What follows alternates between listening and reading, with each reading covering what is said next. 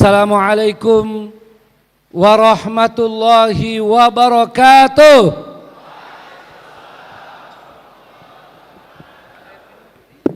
Alhamdulillahilladzi arsala rasulahu bil huda wa dinil haqq liyudhhirahu 'ala ad-dini kullih walau karihal musyrikun. Wa kafa billahi syahida. Wassalatu wassalamu ala asyrafil anbiya'i wal mursalin imamil mujahidin wa ala alihi wa ashabihi wa man tabi'ahum bi ihsanin ila yaumiddin. Wa ba'd. Para hadirin dan hadirat yang dimuliakan Allah Subhanahu wa taala, sangat bersyukur kepada Allah SWT atas karunia-Nya yang luar biasa Subhanahu wa ta'ala kepada kita semua, yang tidak dapat kita hitung satu persatu, dan kita bisa hadir bersama di sini di suatu amalan yang penting ini, menjadi saksi, memberikan dukungan, memberikan doa-doa kita bagi para duat dan da'iyat kita yang bertugas di berbagai wilayah dan daerah yang hari ini kita lepas secara resmi. Semoga Allah SWT memudahkan bagi tugas-tugas mereka, dan juga semoga kita diberikan pahala, diberikan barokah atas dukungan kita kepada para da'i dan da'iyah ini, sebab mereka yang turut serta membantu pejuang adalah pejuang-pejuang. Alhamdulillah banyak para asatidah ya dan tokoh-tokoh kita yang hadir. Selain Pak Wali Kota yang tadi didampingi oleh Mas Fadli, juga hadir Kepala Biro Kesra, ya, kantor Gubernur Provinsi Sulawesi Selatan. Ahlan wa sahlan. Terima kasih kehadirannya, ya, menyertai semangat dan kebahagiaan kita di tempat ini. Saya juga tidak lupa untuk menyapa Ketua Dewan Syuro dengan semua anggota Dewan Syuro yang sempat hadir, Ketua Dewan Syariah dan semua anggota Dewan Syariah yang hadir, Ketua Dewan Pengawas Keuangan dengan seluruh anggota yang hadir, Ketua Harian dan Sekjen DPP, serta seluruh ketua-ketua bidang, ketua-ketua departemen, termasuk ketua MWP, ketua bidang 9, para pimpinan Instiba, ya, tadi saya lihat banyak pembantu rektor, ya, dan para dosen, Sivitas Akademika semuanya, dan secara khusus kepada para da'i dan da'iyah kita yang membuat kami sangat bersyukur dan berbangga dengan adanya antum dan kesiapan antum untuk ditugaskan di berbagai pelosok tanah air, mengemban misi kita bersama, misi untuk menyebarkan Islam, untuk mengajarkan Islam, untuk melakukan pembinaan Islam sampai terwujud cita-cita diutusnya Rasulullah Sallallahu Alaihi Wasallam untuk menegakkan din ini, liyudhhirahu 'ala dini kulli walau karihal musyrikun. Tentu bersama kita juga hadir, dari tadi saya mau sebut, ada Prof. Feni Haju, ya, sahabat dan juga pejuang dakwah yang luar biasa, khususnya di bidang kesehatan. Ada juga Dr. Abdul Aziz. Mana Dr. Abdul Aziz nih? Ya, ini pejuang kita juga, Ketua IDI Makassar. Ada di belakang. Angkat tangan kalau ada. Atau lagi keluar dulu, ya. Baik. Dan mohon maaf bagi para tokoh dan para asatidzah yang tidak bisa saya sebutkan satu persatu namanya, karena Masya Allah ini ya, kalau bagian depan hampir semua asatidzah hadir. Hadirin hadirat yang dimuliakan Allah SWT, kita mengawali tabligh akbar ini dengan mendengarkan tadi, atau kita sebelum mengawali tabligh akbar mendengarkan lagu yang disampaikan oleh Fadli Padi, ya, yang mana kita biasa memanggil Mas Fadli, ya, mungkin karena di Jakarta. Kalau di sini harusnya ada yang Fadli, ya, karena aslinya orang sini. Tapi karena di Jakarta selalu dipanggil Mas Fadli. Ini Mas Fadli tidak asing buat kita karena untuk aksi-aksi bela Palestina, ya, banyak dihadiri oleh beliau, ya, dan sangat terkenal lagu Maher Zain, Palestina Tomorrow Will Be Free, yang selalu dinyanyikan oleh Mas Fadli.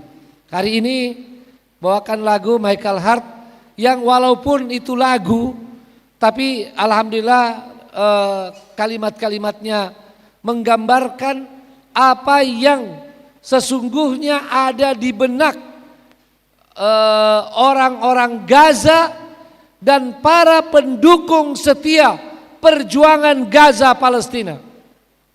Jadi kalimat-kalimat itu benar-benar kalimat yang kalau kata anak muda sekarang semua isinya daging, ya, menggambarkan bagaimana yang ada di benak para pejuang Gaza Palestina dan semua pendukung setianya, bahwa apapun yang terjadi, betapapun serangan brutal, pembunuhan biadab, tidak akan bisa menghilangkan semangat juang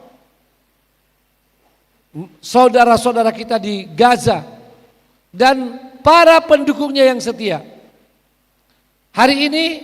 Hari-hari ini alhamdulillah satu bukti lagi, di sana ada orang-orang yang tidak pernah berhenti mendukung perjuangan Gaza di Palestina, baik karena mereka muslim, mukmin, mendukung perjuangan saudara-saudara mereka, mendukung perjuangan Islam melawan penjajah Zionis,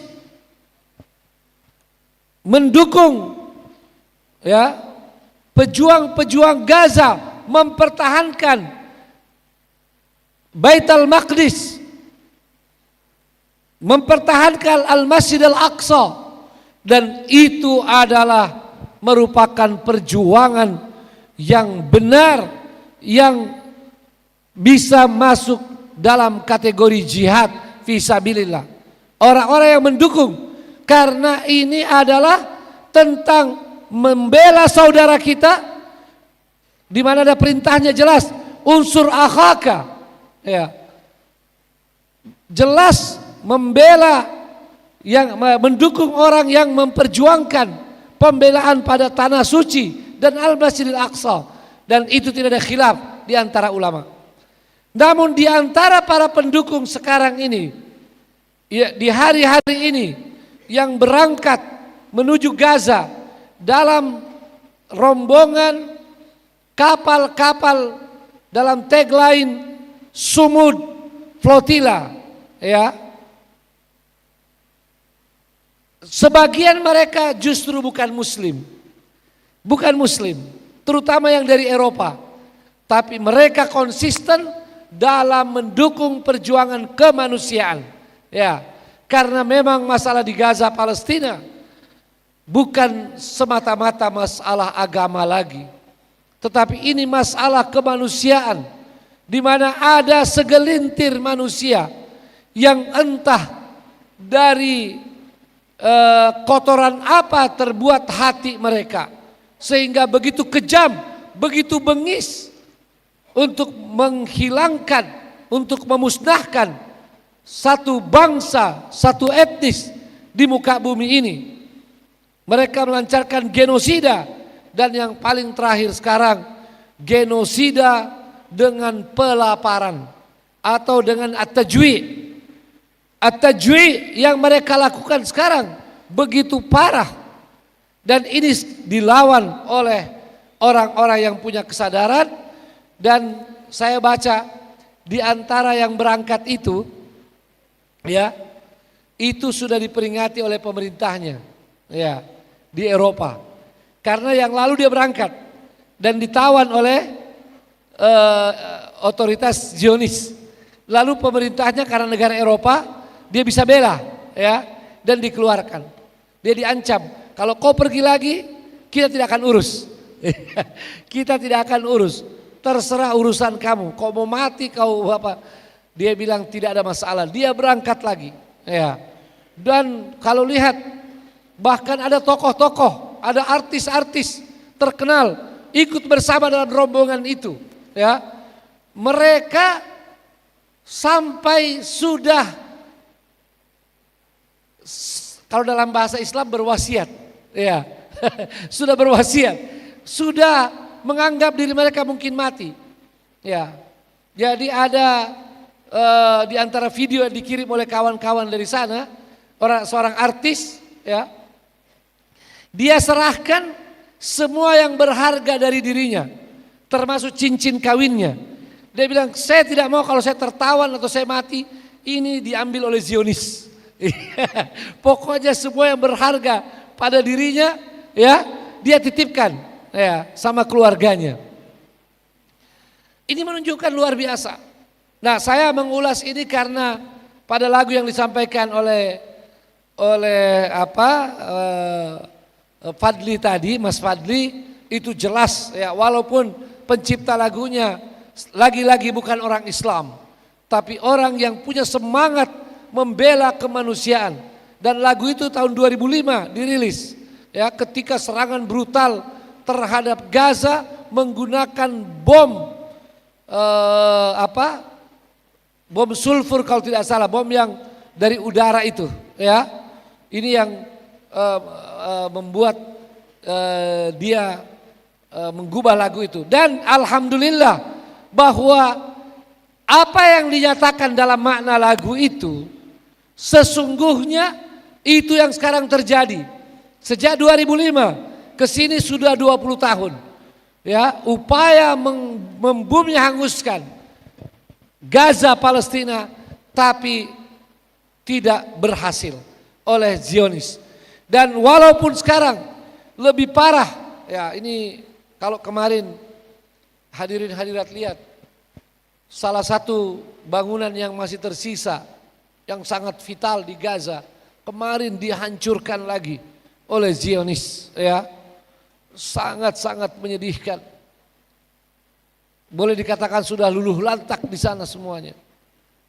Tetapi saudara-saudara kita di Gaza selalu mengatakan, jangan khawatir, kami akan terus melawan, kami akan terus berjuang, kami tidak akan meninggalkan tempat ini, kami akan terus mewakili saudara-saudari mempertahankan Al-Quds dan mempertahankan Al-Masjid Al-Aqsa. Takbir. Itu tekad mereka. Dan mereka bilang tidak usah datang ke sini. Yang kami perlukan hanya doa kalian, dukungan kalian di masyarakat internasional, dan sekarang ini kami perlu bantuan makanan karena pelaparan. Ya, karena pelaparan itu. Mereka mengatakan kami kuat menghadapi segala bentuk senjata genosida. Namun dengan pelaparan ini kondisinya benar-benar sangat memprihatinkan. Tetapi itu pun tidak membuat mereka menyerah. Itu pun tidak membuat mereka mau tinggalkan tempat itu.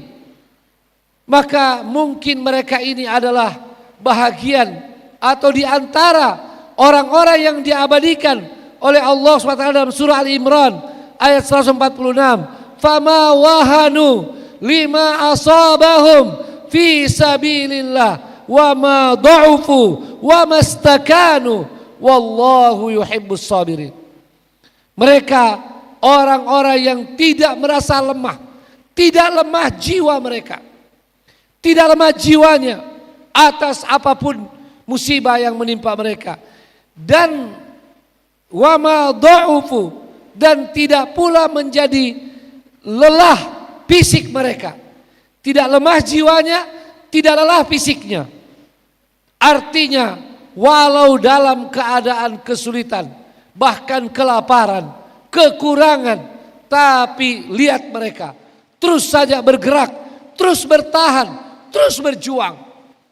Ini adalah karunia dari Allah Subhanahu wa taala, dan karena itu mereka tidak menyerah. Wa mastakanu, tidak menyerah. Dan Allah SWT sangat menyukai, sangat mencintai orang-orang yang sabar. Kita yakin itu, bahwa cinta Allah Subhanahu wa taala turun bagi masyarakat Gaza, walaupun mungkin kita tidak bisa melihat secara kasat mata kita. Hadirin hadirat yang dimuliakan Allah Subhanahu wa taala, tentu karena waktu terbatas saya tidak ingin terlalu panjang membahas itu.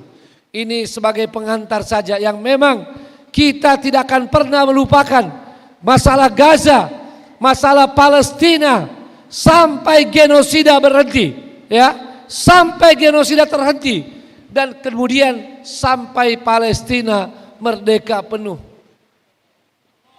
Takbir. Saya selalu mengingatkan bahwa persoalan Gaza ini adalah wajibul waqt. Ini kewajiban saat ini. Seharusnya andaikan kita punya jalan, kita semua yang kena ayat wa ma lakum la tuqatiluna fi sabilillah wal mustad'afina minar rijal wan nisa wal wildan, laki-laki, perempuan, anak-anak. Kita semua masuk dalam ayat itu, mukhatabun, tapi kita lemah. Kita tidak punya jalan. Kita tidak punya jalan ke sana. Laisa lana ila dzalika sabil. Tapi kita harus tetap kuat memberi dukungan terhadap perjuangan itu, minimal dalam pembicaraan-pembicaraan kita. Minimal pembicaraan, dan kita sudah mengatakan tagline terus bersuara sampai genosida berhenti, ya. Mari sama-sama ulang. Terus bersuara sampai genosida terhenti. Kita tidak boleh diam. Makanya alhamdulillah di acara apapun saya selalu memakai syal Palestina. Termasuk bertemu dengan Bapak Presiden, ya. Kemarin 2 kali, ya. Ketemu di Hambalang dan ketemu di Istana Negara. Alhamdulillah saya memakai syal, ya, syal Palestina. Karena minimal ini mengingatkan kita, bukan untuk berbangga-bangga. Bahkan saya memakai ini saya sedih karena baru ini yang kita bisa. Kita tidak bisa melakukan yang lebih besar yang seharusnya kita lakukan. Alhamdulillah, mau seperti apapun, ya, keadaan ini adalah merupakan kewajiban kita di saat ini. Wajibul waqt. Ada cerita yang agak lucu, ya. Waktu di Istana Negara, ya, saya melihat situasi. Jadi saya kantongi syal saya, ya. Nah, saya ketemu dengan beberapa pemuka agama non-Islam, ya. Ada ormas-ormas non-Islam. Itu tanya sama saya, Ustadz mana syalnya? Saya bilang ada. Iya. Jadi waktu kita mau foto dengan presiden, saya kasih keluar. Yang di luar dugaan saya yang surprise, salah satu pendeta itu mendatangi saya, Ustadz tunggu, biar saya yang pakaikan. Iya. Subhanallah, ya. Dia pakaikan syal ini. Dan dia bercerita bagaimana mereka juga sangat peduli masalah Palestina.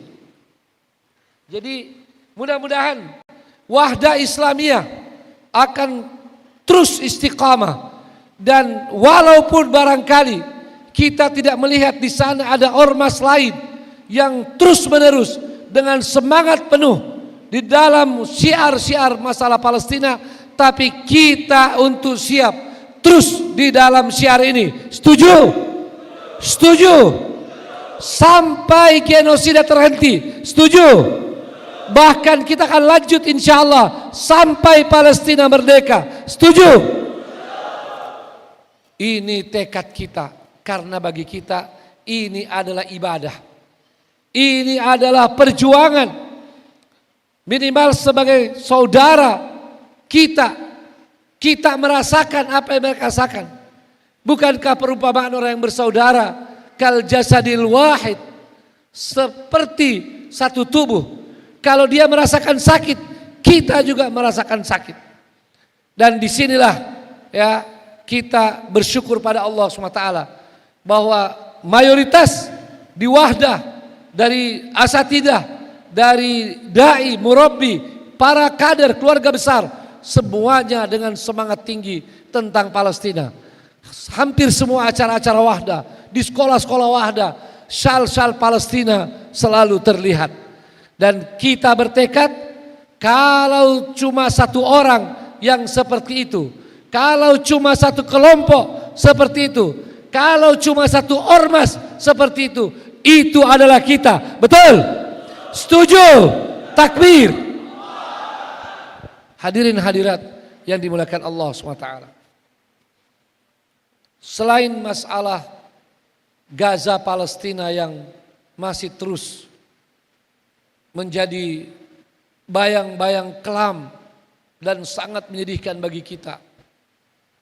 Kita juga baru-baru ini dikagetkan dengan kejadian cepat, ya, bahkan mungkin super cepat di negeri kita, dengan suatu kerusuhan, ya, yang banyak orang sebetulnya menganggap sulit untuk terjadi lagi seperti itu. Tapi tiba-tiba kita disentakkan. Ada yang bilang ini peristiwa mirip dengan 98. Ada lagi yang mengatakan lebih dari 98. Ya, kejadiannya. Walaupun ya kita syukuri bahwa waktunya cuma terbatas dan tidak menjalar penjarahan itu. Ini keadaan yang memprihatinkan, yang tidak boleh kita lewatkan begitu saja. Untuk kita renungkan, untuk kita ambil pelajaran terhadap apa yang terjadi itu. Tentu saya tidak akan mengulas bagaimana demo dari awal sampai akhir, bagaimana aksi-aksi, dugaan-dugaan orang-orang yang terlibat dan sebagainya. Itu semua kita ikuti, semua kita baca di medsos, ya. Termasuk saya tidak akan banyak bercerita tentang pertemuan kami dengan presiden yang pas, ya, di hari-hari terjadinya aksi vandalisme, aksi kekerasan, ya, pembakaran di berbagai wilayah Indonesia. Tapi dengan pertemuan dengan presiden, tidak mengapa saya mengangkat satu sisi saja. Karena mungkin ada di antara hadirin hadirat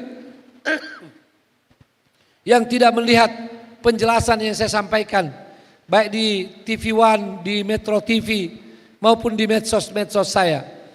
Bahwa ini benar, pertemuan itu inisiatifnya dari kami, dari pimpinan-pimpinan ormas Islam, yang sejak beberapa waktu lalu mencari jalan untuk bisa ketemu dengan presiden, membicarakan masalah Palestina. Ya. Kemudian pesan kami baru sampai kepada Bapak Presiden. Ini mungkin ya entah macetnya di mana. Pesan kami ingin ketemu Bapak Presiden baru sampai pada beliau hari Kamis setelah terjadinya, hari Jumat setelah terjadinya aksi yang memilukan kita itu. Dan Presiden serta-merta mengatakan ketemu besok Sabtu. Barangkali ada yang bilang bahwa ya Presiden mau ketemu karena lagi ada masalah. Itu boleh jadi. Ya. Dan wajar kalau Presiden ada masalah mau ketemu dengan pimpinan ormas, dengan stakeholder umat. Kalau ada yang bilang ya kalau sebelumnya tidak mau ketemu sekarang tidak usah. Itu pasti lebih buruk, ya. Padahal kita punya prinsip lebih baik terlambat daripada tidak sama sekali. Kalau ada pemimpin yang kurang menyapa masyarakatnya nih, sebelum ada masalah dia kurang menyapa. Terus ada masalah dia tidak menyapa juga. Apa bukan lebih buruk? Kan lebih buruk. Lebih bagus kalau ada masalah dia masih menyapa. Nah, yang lebih penting saya sampaikan sebetulnya Presiden Prabowo itu sudah mengirim sinyal beberapa kali ingin bertemu dengan tokoh-tokoh umat dan para ulama. Saya sendiri sebagai saksi hidupnya, ya. Menteri Pertahanan Pak Syafri Samsudin mengirim utusan ketemu saya. Ustadz, Pak Syafri mau ketemu dan nanti akan dipertemukan dengan Pak Prabowo karena ini pesannya Pak Presiden. Itu masih beberapa bulan lalu. Juga Pak Anies Mata, juga beberapa pembantu yang lain. Artinya bahwa sesungguhnya Presiden memang ada keinginan ketemu, tapi munasabahnya, momentumnya itulah takdir dari Allah Subhanahu wa taala. Penjelasan ini penting ya agar kemudian tidak disalahpahami oleh sebagian masyarakat. Ada yang bilang, Ustadz, ketua ormas para ulama coba dijadikan pemadam kebakaran. Saya jawab dengan gampang. Emang ulama tidak boleh ikut memadamkan kebakaran kalau terjadi kebakaran? Ya, misalnya ada kepala desa kurang menyapa kita, bahkan kadang-kadang kepala desa itu mendolimi kita. Lalu ada kebakaran, kita diminta ikut memadamkan. Apa kita bilang? Ah, biarin aja. Begitu sikap orang Islam, apalagi ulama? Tentu tidak. Walaupun barangkali dalam hati ada kecewaan, tapi kita sebagai muslim, sebagai mukmin tidak akan pernah membiarkan keburukan terjadi padahal kita mampu. Dan inilah sesungguhnya ujian bagi orang beriman. Dan inilah yang menjadi salah satu kelebihan manhaj Ahlus Sunnah wal Jamaah. Ahlus Sunnah wal Jamaah mengajarkan pada kita bahwa andaikan pun kita terdolimi tetapi kita bisa melakukan kebaikan, maka kita harus melakukan kebaikan itu. Kita tidak ada dendam, ya, karena kita selalu dituntut oleh syar'i. Bahkan termasuk pada pemerintah. Ketika Imam Ahmad rahimahullah disiksa oleh salah seorang khalifah, ada murid-murid Imam Ahmad mengajak bahwa kita sudah kuat imam, kita bisa berontak. Kata Imam Ahmad rahimahullah, bukan begitu yang diperintahkan pada kita. Jadi ini perlu saya sampaikan, apalagi para dai-dai kita yang akan bertugas nanti ke daerah, sampai di sana kemudian dibilang dari mana? Dari Wahdah. Oh, dari Wahdah. Yang kemarin ketua umumnya ikut ketemu presiden ya. Ya. Lalu ya ketua umumnya dijadikan pemadam kebakaran doang. Kira-kira apa jawabnya? Tentu jawab dengan lembut ya, bahwa ya kalau bisa ikut memadamkan kebakaran bukannya itu kebaikan ya. Jadi lebih bagus dijawab dengan bertanya, jangan marah-marah ya. Jangan bilang sok tahu kamu ya. Jadi dijawab dengan baik, dengan lembut. Tetapi masih ada lanjutannya, bahwa kami bertemu presiden bukan semata-mata untuk menenangkan, bukan semata-mata memberi efek positif, menenangkan situasi, ya.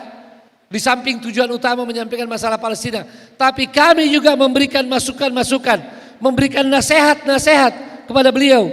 Sebahagiannya telah muncul di medsos, ya. Di Instagram saya juga ada, dan ada yang kami sampaikan juga secara lisan, ya, yang alhamdulillah merupakan bahagian dari kewajiban kami sebagai pemimpin ormas-ormas Islam. Nah, ini sebagai bahan buat saudara-saudari para dai-daiyah, terutama ke daerah, bertemu dengan bermacam-macam orang yang menganggap bahwa ya dijadikan pemadam kebakaran aja itu, dijadikan pendorong mobil mogok, ya. Bahwa kita di sini sebagai orang Islam, apalagi sebagai pemimpin Islam, sebagai dai, kita selalu positive thinking dan kita selalu berusaha beramal soleh, berbuat kebaikan, apalagi yang menyangkut keselamatan umat, bangsa dan negara kita. Sekalian saya tambah bahwa kehadiran kita yang dianggap sebagai pemadam kebakaran memperkuat posisi kepala negara, memperkuat posisi presiden dalam situasi sulit. Saya mau sampaikan secara fikih bahwa itu sangat diperlukan, ya, sangat diperlukan. Sebab kalau pemimpin kita dengan segala kekurangan atau kelebihannya mengalami masalah, mengalami keguncangan atau mendapatkan ketidakpercayaan, itu keadaan sangat berbahaya. Bisa terjadi fitnah yang lebih besar lagi, ya. Bisa jadi fitnah lebih besar. Makanya para ulama kita menjelaskan bahwa adanya pemimpin yang banyak kekurangan atau ada kedolimannya itu lebih baik daripada tidak ada pemimpin. Tidak ada pemimpin artinya apa? Bukan saja tidak ada, tetapi ada tapi tiada. Kapan pemimpin ada tapi tiada? Ada formalitasnya tapi tidak punya kekuatan. Dan ini yang kita khawatirkan. Nah, mudah-mudahan ini bisa menjadi bagian dari materi tablik akbar kita, di mana tema kita adalah meraih berkah Indonesia maju, ya, atau mewujudkan Indonesia berkah yang maju, kurang lebih seperti itu. Dan ini menjadi tantangan bagi kita. Dari sekarang ke tahun 2045 itu kurang lebih 20 tahun. 20 tahun lagi Indonesia berharap mewujudkan cita-cita Indonesia emas. Indonesia emas. Walaupun ada orang yang skeptis, ada orang yang pesimis bahwa apa mungkin 2045 terwujud Indonesia emas, ya. Ada yang bilang mungkin Indonesia lemas, Ustadz, ya. Ini orang-orang yang memang dalam dirinya selalu negatif thinking.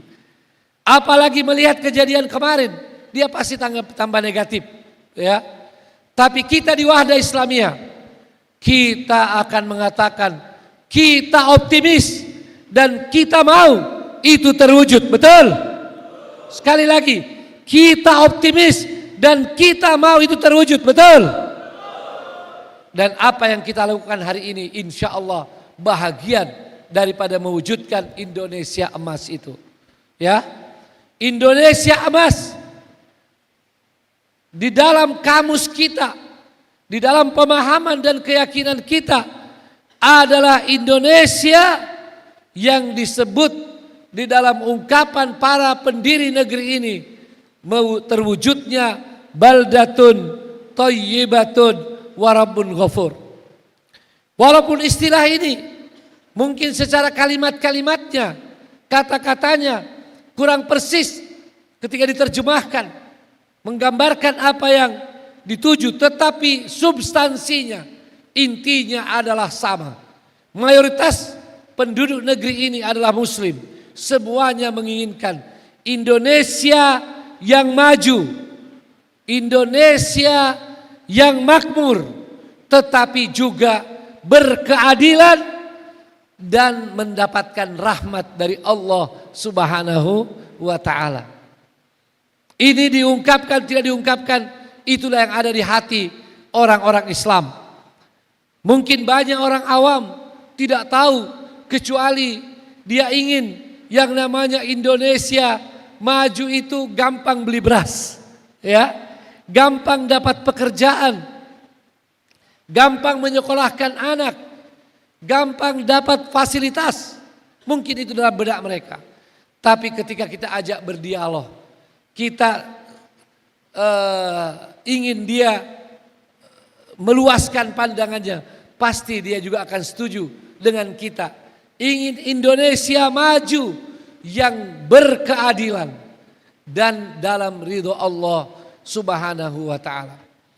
Dan dalam perspektif kita umat Islam, ini sesungguhnya adalah perjuangan kita secara bersama-sama, secara kolektif, di mana kita meyakini bahwa mewujudkan itu, ya, adalah merupakan risalah kita, risalah kaum muslimin yang bisa dipahami dari ayat yang saya bacakan tadi di muqaddimah, dan begitu banyak ayat dan hadis-hadis dari Nabi sallallahu alaihi wasallam, di mana kita menuju suatu masyarakat dalam tatanan yang di dalamnya nilai-nilai keimanan, nilai-nilai ketakwaan yang akan melahirkan kemakmuran, kesejahteraan dan kemajuan insyaallah.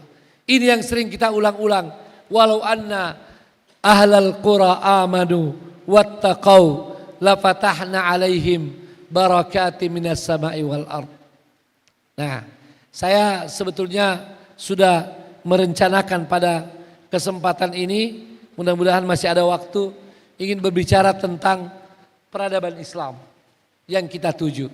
Tapi kalau waktu terbatas, paling tidak sebagian. Tadi saya sudah bacakan ayat dan rata-rata ustadz-ustadz hafal ayat itu. Namun ada tesis, ada antitesisnya, atau ada pertanyaan-pertanyaan yang sering muncul. Dan saya baru-baru ini 2 kali acara besar, satu di Jakarta, satu di Kuala Lumpur, itu sempat menjadi bahan diskusi hangat. Apa itu?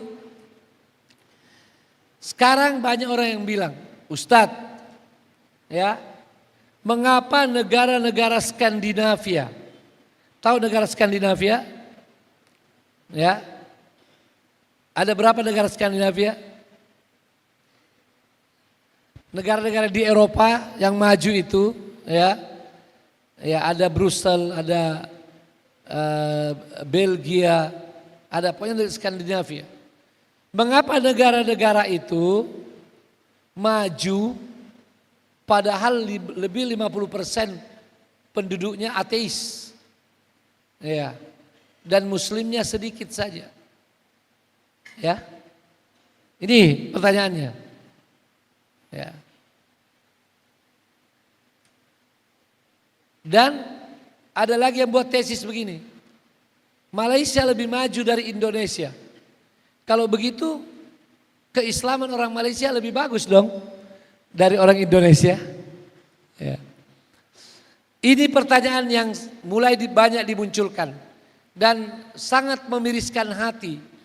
Sekarang menurut laporan, ya, laporan statistik, ya, laporan penelitian lembaga-lembaga terpercaya, bahwa angka ateisme sekarang meningkat, termasuk di negara-negara Arab. Ya, angka ateisme, angka orang tidak percaya lagi pada Tuhan.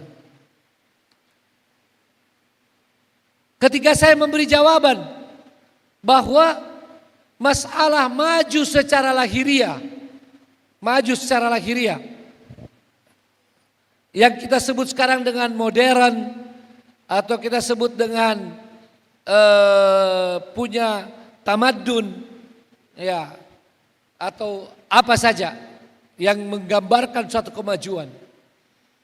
Saya katakan bahwa secara teologi, secara filosofisnya memang tidak berkaitan langsung dengan orang itu beriman atau tidak beriman. Ya. Sebab ada orang beriman juga miskin. Kan begitu, ya. Dan di dalam Al-Qur'an digambarkan juga bagaimana orang kaya, apalagi dalam hadis diberikan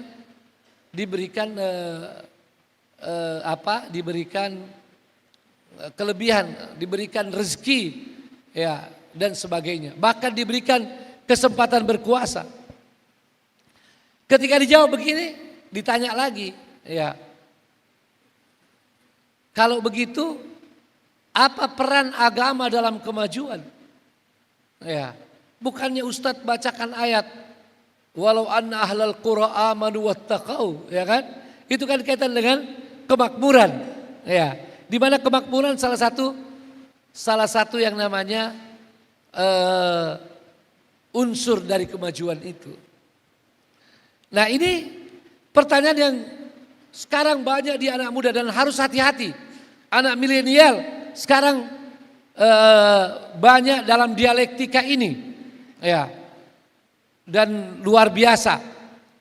Bagi anak milenial itu batas-batas negara pun mungkin sudah dianggap tidak ada, ya, karena mereka bisa berhubungan, berkomunikasi dengan siapapun di dunia ini.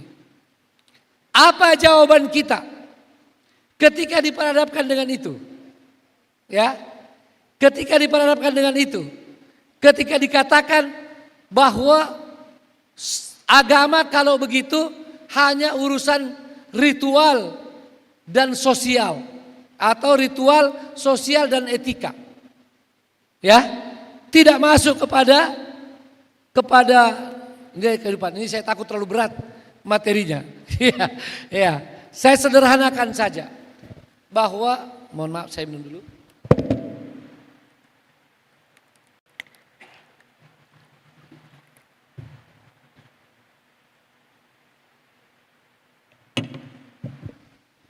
Ya, sebetulnya bagi kita tidak sulit untuk menjawabnya, ya, bahwa orang-orang yang mengatakan, ya, untuk apa agama kalau urusan-urusan dunia ini, ya, kemajuan, kemakmuran dapat kita raih tanpa agama. Kita akan menjawab, ya, atau sekalian kita jawab tentang yang tadi, mengapa negara-negara yang ateis atau non-Islam mereka maju secara lahiriah. Kita perlu sepakat dulu tentang kemajuan ini, ya. Kemajuan atau bangsa yang dianggap berperadaban secara lahiriah, ini secara lahiriah adalah satu, kalau mereka secara politik dan keamanan itu berada pada grade yang tinggi. Politik dan keamanan. Politik maksudnya pemerintahannya, kekuasaannya, berkedaulatan penuh, dan secara keamanan mereka lebih terjamin. Jadi gak akan disebut negara maju benar kalau keamanannya tidak terjamin. Politik dan keamanan, itu yang pertama. Yang kedua, secara ekonomi, kehidupan mereka makmur, ya, atau sejahtera, minimal sejahtera, tidak masuk prasejahtera, ya. Begitu Pak Biro, ya, Biro Kesra. Itu yang kedua. Yang ketiga, kemajuan sains dan teknologi.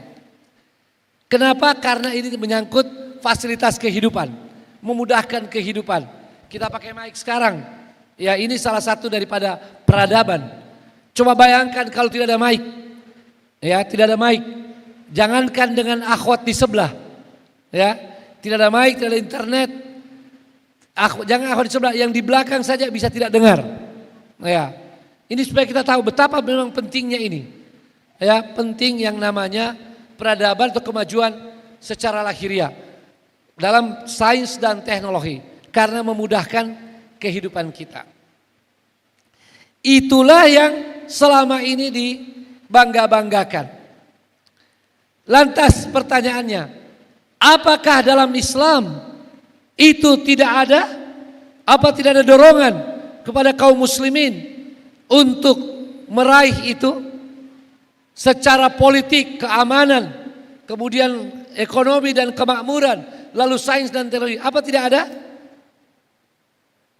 Justru dalam ajaran Islam penuh dengan hal itu. Dorongan untuk bagaimana kekuasaan yang stabil, ketika kekuasaan berada di tangan orang-orang yang beriman, yang taat kepada Allah dan Rasulnya. Bukan salah beriman, taat pada Allah dan Rasulnya, menjalankan risalahnya. Dan benar-benar mustaqil, istiqlaliyah, tamah, tidak ikut timur, tidak ikut barat. Dan peduli pada masyarakatnya, aspirasi dan seterusnya. Tentu menegakkan keadilan, persamaan hak, dan seterusnya dan seterusnya. Islam adalah ajaran yang pertama tentang itu. Tentang kemakmuran, jangan ditanya lagi.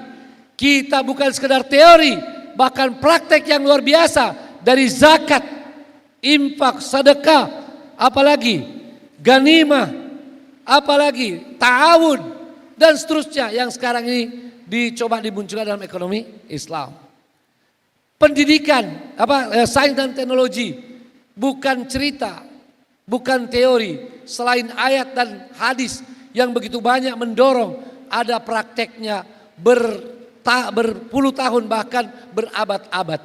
Ya, berabad-abad umat Islam jadi kampiun dalam sains dan teknologi, terutama ketika mereka berkuasa di Eropa, ya, di Cordova dan sekitarnya. Lantas mengapa hari ini itu tidak dimiliki oleh kaum muslimin? Ya. Ini kalau kita umat Islam secara internal mudah menjawabnya. Cuma orang luar sulit itu. Sulit menjawabnya. Dia bilang ini kan orang Islam masih rajin semua sholat. Masih banyak yang rajin sholat. Karena tidak semua juga sholat. Tapi kenapa mereka tidak meraih itu? Secara politik bukan saja mereka tidak berdaulat. Mereka dikuasai, bahkan mereka dibantai seperti di Gaza. Cara ekonomi terbelakang. Ya, salah satu sebab hampir semua negara Islam atau semua negara Islam tidak ada yang serius membantu Gaza Palestina dengan kekuatan militer karena takut masalah ekonomi. Ya, takut mereka. Selain takut kursinya jatuh. Ya. Takut. Yang ketiga tentang teknologi persenjataan. Nah, ini semua sesungguhnya ada. Tapi jawabannya apa? Kalau kita gampang, kita bilang bahwa selama ini umat Islam telah lalai dalam melaksanakan ajaran Islam secara konsisten.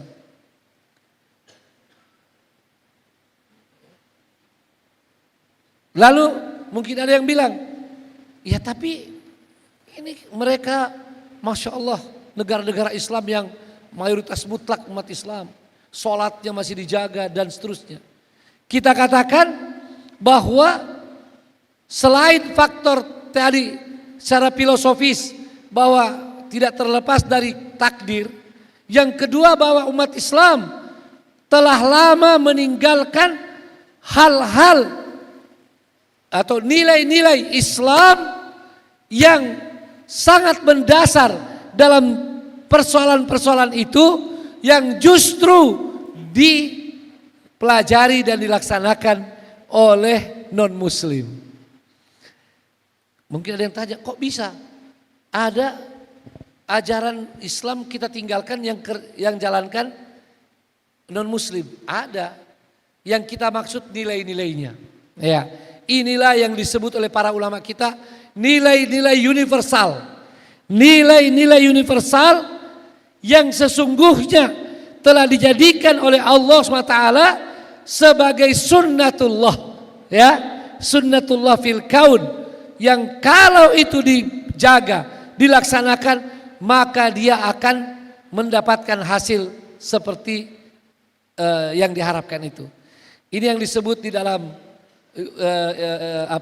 ilmu umum disebut dengan hukum kausalitas, sebab akibat. Kalau kita menyebutnya sunnatullah, ya.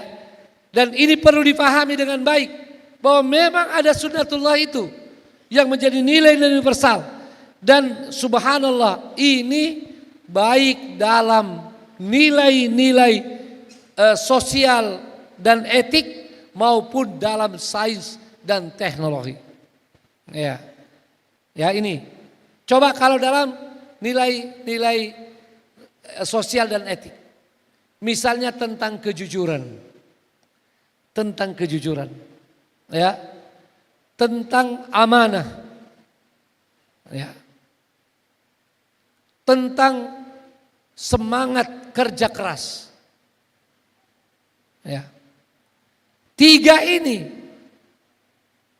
adalah nilai universal yang hasilnya umumnya sangat tergantung bagaimana melaksanakannya. Para peneliti melihat sampai membuat kesimpulan yang menurut saya salah. Mereka bilang, kalau sekarang mereka bilang diadakan penelitian kepada banyak negara di dunia, indeks kehidupan Islami, ya, dan katanya sangat mengherankan, sangat mencengangkan, ya, tidak ada negara Islam yang masuk di peringkat 10 pertama indeks Islami dalam kehidupan mereka. Ini istilah baru. Dahulu Muhammad Abduh sudah mengungkap ini. Ketika melihat Eropa, dia mengatakan ra'aitul Islam bil ghairil muslimin. Kemudian pulang ke Mesir, dia bilang ra'aitul muslimin bi ghairil Islam. Ya. Ini ungkapan yang tidak tepat. Sama dengan yang tadi, indeks kehidupan Islami. Itu tidak tepat. Karena hanya mengukur lahiriah saja.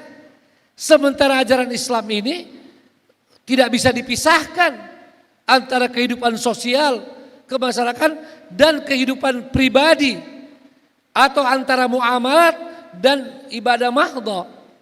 Mungkin ada yang menganggap itu kan cuma sedikit ibadah mahdhah, tapi itu pokok. Yang kedua bahwa dalam Islam, ya, yang namanya ibadah mahdhah itu, ya, dia menjadi ukuran-ukuran khusus untuk keberimanan seseorang. Walaupun ada saja ukuran atau ada saja penilaian terhadap seseorang yang berbeda antara pengamalan sosialnya dengan ibadah mahdhahnya, dianggap kurang pada ibadah mahdhahnya. Ini saya takut memang agak terlalu berat di waktu yang pendek. Misalnya sekarang tentang sholat. Orang sering bingung. Ya, bilang, Ustadz ini ada yang sholat tapi korupsi. Kan begitu? Ya. Bukankah ayatnya Ustadz, sholat mencegah dari korupsi, maka dari kejahatan.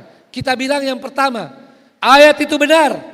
Bahwa sholat itu bisa mencegah kejahatan. Itu benar. Ya. Ayatnya jelas. Dan ini masih banyak lagi dalil yang mendukungnya. Kalau kejadiannya seperti itu, kemungkinannya apa? Kemungkinannya bahwa memang sholatnya masih tidak beres. Boleh jadi. Kan kita yang lihat lahirnya dia sholat. Boleh jadi. Sholatnya belum benar-benar sholat sebagaimana yang mestinya. Itu. Tetapi masih ada jawaban ketiga. Bahwa sesungguhnya walaupun ini punya kolerasi tapi tidak 100%. Ini mendalam sekali pelajaran akidah. Ya, pelajaran akidah. Sebab kalau tidak hati-hati, lama-lama orang bilang percuma kau sholat. Ya, kalau kau belum bisa tinggalkan maksiat ini, percuma kau sholat. Ini berbahaya. Apa yang kita maksud di sini yang ketiga? Bahwa orang beriman, orang yang sholat tetap manusia. Betul? Dan manusia adalah tempat terjadinya kesalahan. Ya. Boleh jadi Dia sudah sholat dan sholatnya baik, betul? Tapi dia terjatuh pada satu kesalahan. Sementara ayat tadi itu kan secara umum, ya, tidak menyebutkan kesalahan apa, kesalahan tertentu. Jadi bisa saja, dan itu sangat manusiawi, betul? Ya, jangankan manusia biasa, jangan manusia biasa. Nabi ada yang terjatuh pada kesalahan. Dimulai dari Nabi Adam alaihissalam terjadi pada kesalahan. Bukankah jelas perintah Allah SWT, wala taqraba hadhis syajarah, jelas sekali larangan. Tapi Nabi Adam kemudian terjatuh. Apakah kita akan bilang percuma jadi nabi? Enggak kan? Ya. Hanya para nabi ada bedanya dengan kita. Para nabi karena mereka sebagai qudwah selama-lamanya, ya, qudwah yang ditunjuk oleh Allah SWT bagi kaumnya dan Nabi Muhammad untuk kepada umat seluruhnya, maka kesalahan-kesalahan para nabi langsung ditegur atau dibenarkan oleh Allah SWT. Dan itulah makna maksum. Sebagian orang masih salah dalam definisi maksum. Ditanya apa arti maksum? Nabi itu maksum, Rasul itu maksum. Dia bilang tidak pernah salah. Itu keliru definisinya. Ya, bukan tidak.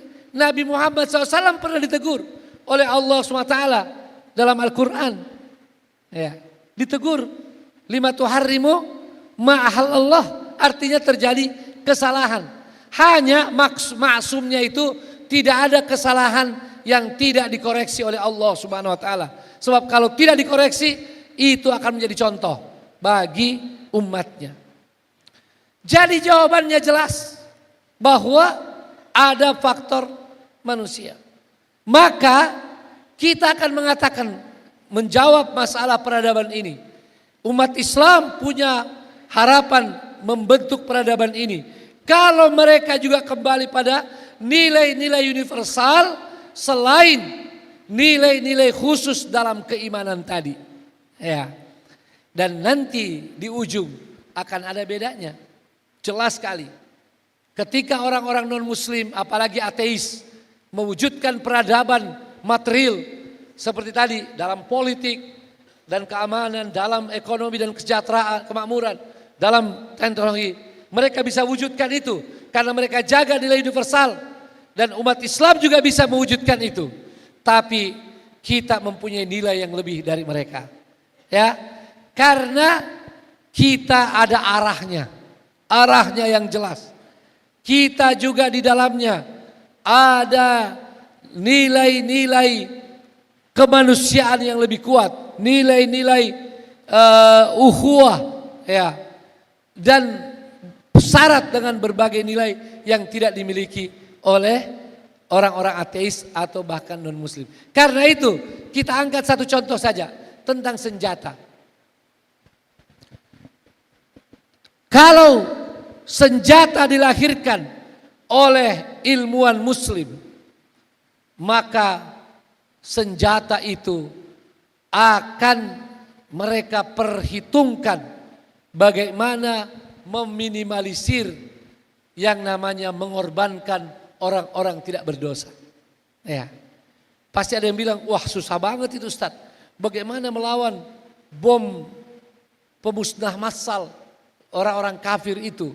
Ya, sementara kita bomnya, ya, atau senjatanya karena ilmuwan muslim, ya, tidak mau mengorbankan yang tidak berdosa. Saya bilang memang sulit bayangkan sekarang karena bukan kita ahlinya, ya. Tapi kalau dibayangkan bisa. Suatu ketika kalau ada ilmuwan muslim, ya, sekarang kita minta bikin rudal, ya, bikin rudal yang perlu dimaksimalkan itu adalah tidak terdeteksi dan langsung tepat sasaran. Misalnya kalau sekarang ditembakkan ke setan Nyahu, begitu setan Nyahu mati, habis itu. Ya, kan begitu, ya. Ada lagi ini contoh, ya. Ini contoh. Dan hal-hal seperti ini dulu cuma seperti mimpi, atau hal-hal yang sekarang maju ini dulu cuma seperti mimpi. Yang jelas bahwa akan ada perbedaan, akan ada perbedaan dalam masalah peradaban, walaupun secara lahiriah.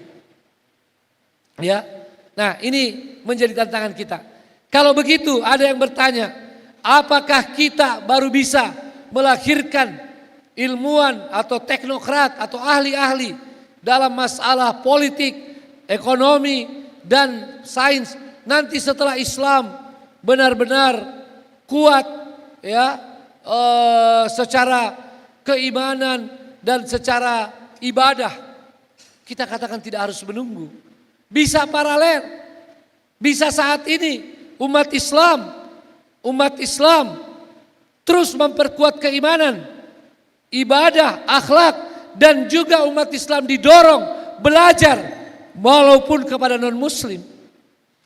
Tidak masalah untuk sains dan teknologi. Kita bisa pelajari. Toh dari zaman Nabi SAW sudah ada contohnya. Nabi SAW menyuruh para sahabat belajar bahasa. Ya, belajar bahasa satu daripada kunci ilmu kepada non muslim. Jadi ada orang yang menganggap kita ini fatalis. Wah, kalau begitu kalian hanya bisa maju kalau kalian pergi dulu di pulau tertentu, tidak ada orang lain. Kalian pembinaan maksimal di situ, lahir amanu wattaqau, baru kalian kuat. Itu tidak ada dalam teori kita. Tidak ada. Sebab Nabi SAW menunjukkan perjuangannya dari Mekah sampai Madinah. Tidak ada uzlah itu. Tidak ada membawa khusus ya ke tempat yang hanya orang Islam. Tidak ada. Ya. Bahkan dalam hadis sahih, orang-orang beriman yang terus berinteraksi dan sabar dalam interaksinya lebih baik daripada mukmin yang menyendiri ya hanya untuk menyelamatkan dirinya sendiri. Maka hari ini karena waktu sudah semakin mau habis, saya ingin menyampaikan program kita adalah melalui dakwah ya. Mengapa? Karena ini yang sangat mendasar. Kita tidak terpengaruh dengan berbagai syubhat tadi. Kita yakin bahwa kalau umat Islam kuat imannya, kita akan bisa wujudkan peradaban itu. Maka kita harus melahirkan orang-orang yang bisa membentuk dan memperkuat keimanan umat. Dan itu hanya bisa melalui da'i dan da'iyah. Memang sudah begitu rumusnya. Ya, jangan menunggu umat kita kuat imannya dengan doa. Ya, terus tiba-tiba bangun tidur jadi kuat semua imannya. Tidak ada rumusnya dalam Islam itu. Ya. Atau bagikan sembako, bukan, melalui dai dan da'iyah. Dan dai dan da'iyah senjata utama mereka adalah berbicara, mengajak, mengajar. Walaupun qudwah, contoh teladan penting. Tapi lihat semua nabi, semua rasul, senjata utama mereka adalah berbicara, mengajak, mengajar, membina, mengarahkan agar umat ini benar-benar dapat terbentuk mulai dari fikrah mereka, pikiran, wawasan, pengetahuan mereka sampai kepada karakter dan sifat-sifat mereka sebagai orang beriman. Maka dari itu, mengapa kita perlu melakukan yang namanya tebar dai Nusantara? Tebar dai Nusantara ini sangat penting dan ini sejalan dengan cita-cita proklamasi kita membangun jiwa Indonesia sebelum badannya. Dan karena mayoritasnya muslim, maka jiwanya harus disentuh dengan dakwah, disentuh dengan risalah Islamiyah, risalah terbaik ya yang diperlukan oleh umat manusia dan alam semesta ini. Nah, saya berharap dengan penyampaian ini saudara-saudari, para dai dan daiyah bersemangat lebih besar dari sebelumnya. Antum bukan semata-mata sebagai seorang mubalik, bukan sebagai seorang pengajar dirosa, walaupun itu bagian-bagian yang antum akan kerjakan dan itu sangat penting. Tapi antum adalah mewakili kita sebagai agen-agen perubahan, sebagai orang-orang yang akan ikut membangun peradaban umat Islam di akhir zaman ini insyaallah. Takbir. Di pundak antum misi yang besar. Di pundak antum ada tanggung jawab untuk mewujudkan Indonesia emas yang penuh berkah. Ya, agar benar-benar menjadi emas. Benar-benar menjadi emas, bukan kuningan. Karena ada juga yang kuning kayak emas, tapi bukan emas. Ya, itu emas-emasan. Ya. Jadi kalau kita kirim dai-dai insya Allah handal seperti antum ini, antunna, insya Allah akan lahir Indonesia emas. Tapi kalau kita cuma kirim dai-daian, ya, mubalik-mubaligan, orang-orang yang cuma namanya dai, ya, yang cuma namanya murabbi, murabbiyah, tapi tidak sebagaimana mestinya, maka Indonesia emas mungkin hanya menjadi Indonesia kuningan. Ya. Na'udzubillah min dalik. Itu langkah yang paling utama. Dan Tebar Dai Nusantara ini dia bahagian dari strategi dakwah wahdah Islamiyah yang menyadari bahwa jumlah 484 itu untuk Indonesia bukan jumlah yang terlalu banyak. Ya, sebab kita ini seperti benua. Ibaratnya antum 484 itu kalau dimasukkan ke dalam air itu seperti air yang bisa tenggelam. Ya. Ini cuma ibarat saja. Maka antum ini walaupun jumlahnya ya dibandingkan dengan jumlah kaum muslimin Indonesia 484 atau nanti totalnya semua jadi 4.800 atau 48.000, itu semua masih dalam jumlah yang belum memadai untuk umat kita. Tetapi sebentar saya akan sampaikan peran antum yang luar biasa. Sebelum itu, karena kesadaran tentang dakwah yang luas dan dengan penduduk kita yang begitu banyak, Wahdah Islamiyah meluncurkan, menyiapkan dan melaksanakan program sejuta dai. Ya, program sejuta dai. Kita ingin minimal sejuta dai di tahun 2030 telah ada di Indonesia dalam koordinasi dengan lembaga perjuangan kita ini. Sejuta dai insya Allah menjadi jumlah yang memadai. Kalau diturunkan di 250 juta kaum muslimin di tahun 2030, artinya setiap 250 orang ada satu dai. Kan begitu? Ya, sejuta dai. Dan kita berharap itu cuma awal. Kita ingin lebih daripada itu, bertambah sehingga nanti jumlah dai kita lebih banyak lagi. Namun dengarkan baik-baik ikhwah dan akhwat yang kita lepas hari ini. Ya, yang kita lepas hari ini.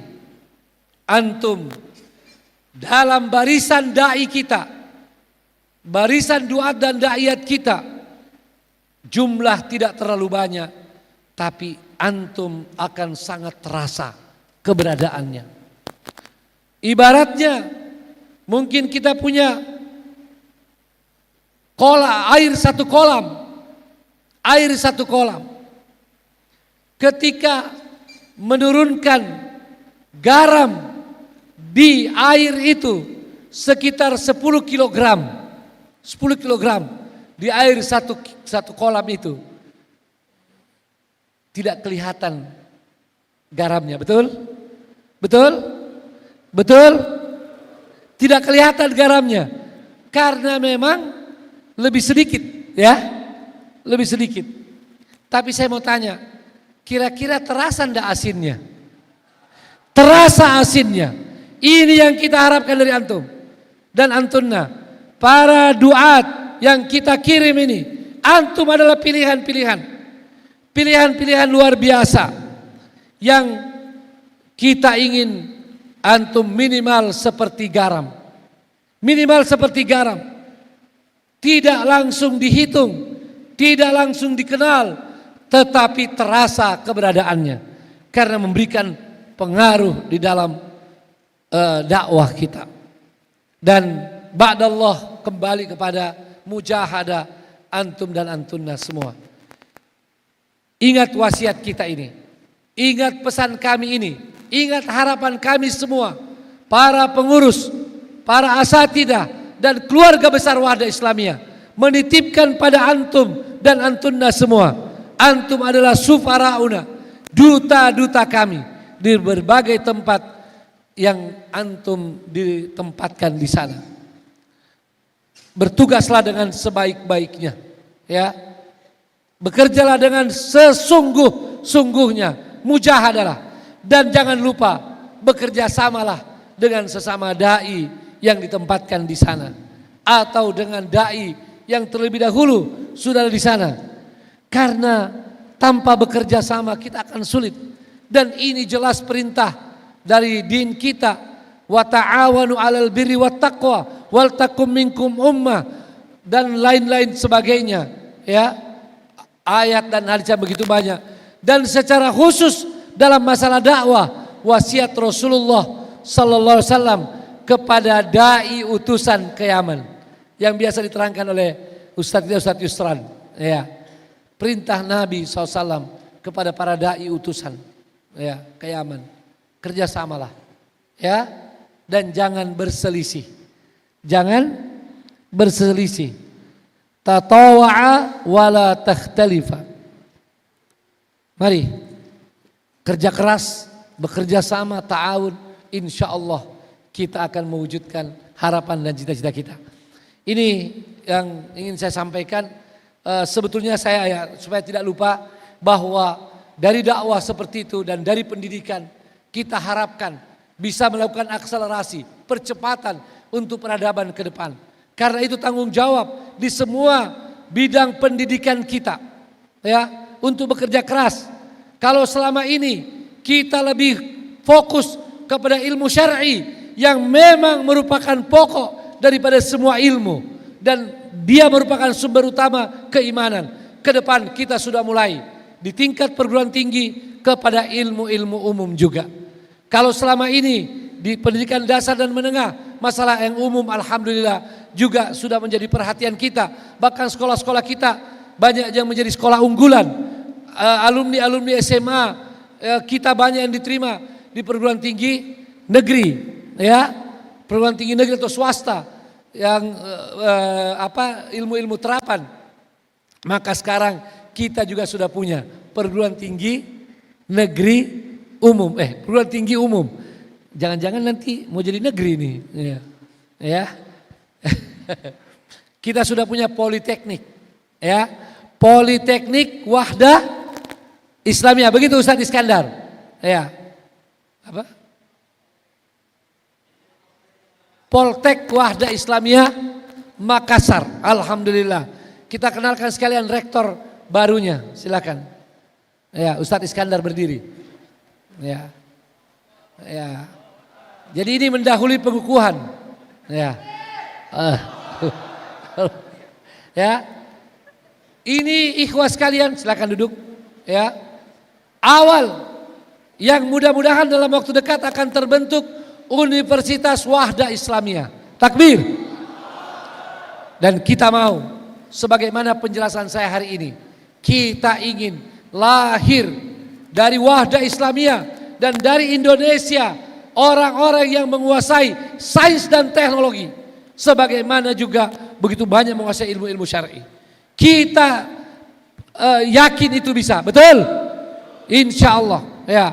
Di tahap awal kita belajar kepada orang lain dulu, tidak mengapa. Tapi ke depan mudah-mudahan Poltek Wahdah atau Universitas Wahdah Islamiyah bisa buat penelitian-penelitian sehingga menghasilkan karya-karya dalam sains dan teknologi yang diperlukan oleh umat kita ke depan dalam mewujudkan peradaban Islam ini.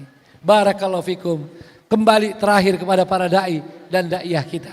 Jangan lupa program sejuta dai. Berangkatlah, dan dalam benak antum, dalam pikiran antum ada gerakan sejuta dai. Insya Allah, ya, ini akan membantu antum. Sebab begitu tiba, ingat di tahun 2025 ini kita masih jauh dari target sejuta dai.